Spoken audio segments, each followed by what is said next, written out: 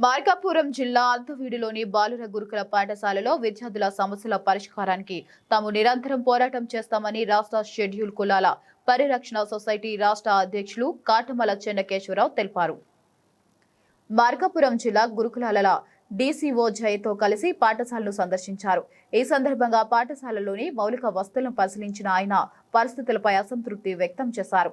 ఇటీవల వెలువడిన వరుస కథనాల నేపథ్యంలో జిల్లా యంత్రాంగంతో కలిసి గురుకులాన్ని పరిశీలించినట్లు తెలిపారు.